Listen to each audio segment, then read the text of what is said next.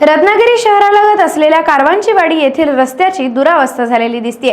कारवांचीवाडी प्रवेशद्वार ते पोद्दार हायस्कूल पर्यंत जाणारा रस्ता किंवा कारवांचीवाडी गावात जाणारा रस्ता असेल, हे रस्ते खड्डेमय दिसतात।